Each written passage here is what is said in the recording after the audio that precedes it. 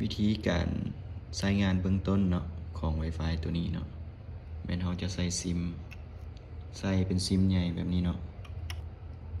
ให้เราเน็กเข้าไปมันจำๆเนาะจำแบบนี้เนาะหลังจากนั้นเราจะมาเสียบปลั๊กเสียบคนนี้เนาะมันจำเนาะเดี๋ยวตั้ง Wi-Fi ขึ้นแบบนี้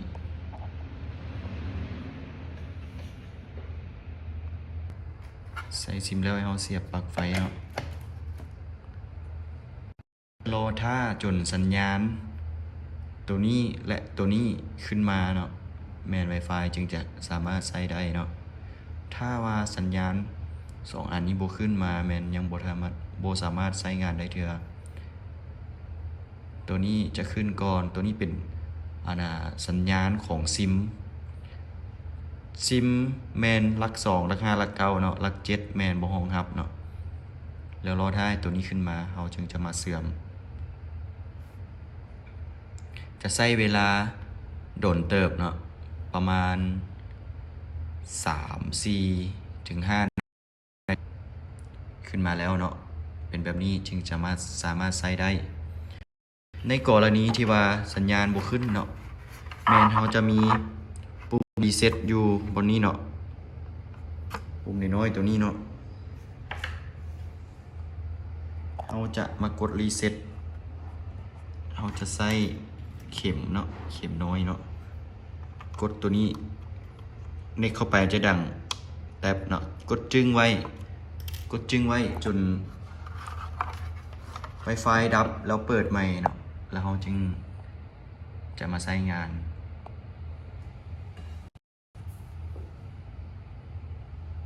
ที่ Wi-Fi เราขึ้นมาแล้วเนาะเราจะมาเข้าที่ Wi-Fi ของเราเนาะเข้าโทรศัพท์เรา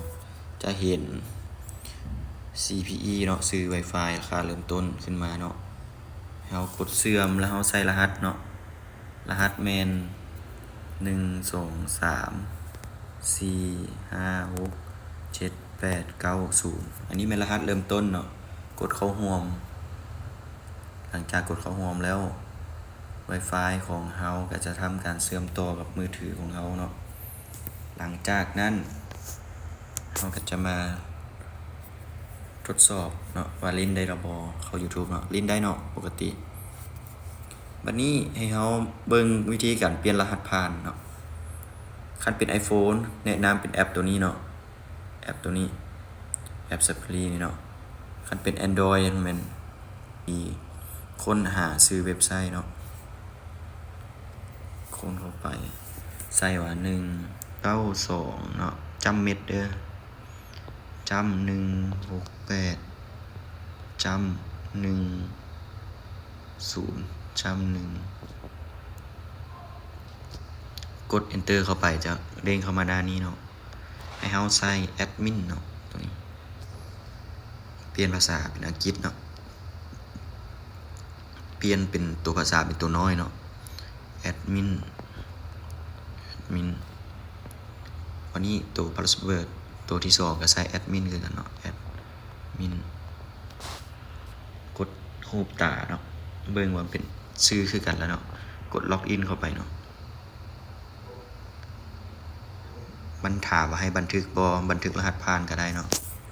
หลังจากเข้ามาหน้านี้แล้วเรากดใส่เน็ตเวิร์กเนาะแล้วกดใส่ตัวที่2ไวเลสกดเข้ามาเบิ่งเนาะถ้า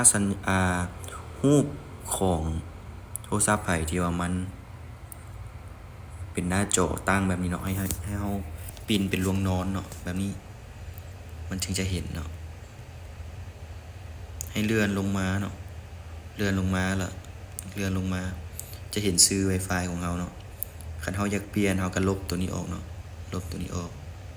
แล้วใส่ซื้อใหม่ของเราแล้วกดสำเร็จเนาะแล้วมากดเลื่อนลงมาลุ่มๆแล้วกดเซฟเนาะกดเซฟตัวนี้แล้วมันชื่อจะเปลี่ยนเป็นชื่อเราตั้งเนาะบัดนี้ขั้นตอนการเปลี่ยนรหัสบัดนี้ให้สังเกตเป็นว่า Wireless Security เนาะย้ายมาตัวนี้แล้วมันจะเห็นรหัสอยู่นี่เนาะ รหัสเห็นบอกรหัส1 2 3 4 5 6 7 8 9 0เป็นรหัสเริ่มต้นคันอยากเปลี่ยนเฮาก็ลบตัวเก่าแล้วก็ใส่ตัวใหม่แล้วก็กดเซฟตัวนี้เนาะกดเซฟแล้วหลังจากนั้น Wi-Fi ของเฮาก็จะหลุดออกจากมือถือแล้วเฮาก็มาใส่รหัสผ่านตัวที่เฮาเปลี่ยนใหม่หรือว่าชื่อที่เฮาเปลี่ยนใหม่มันก็จะโชว์ขึ้นมาเนาะก็มีแต่เท่านี้เนาะอันนี้หน้าจอผู้ใดตั้งแบบนี้ให้เปลี่ยนเป็นลงนอนเนาะมันจึงจะเห็นเนาะคันตั้งแบบนี้เราบ่เห็นเนาะ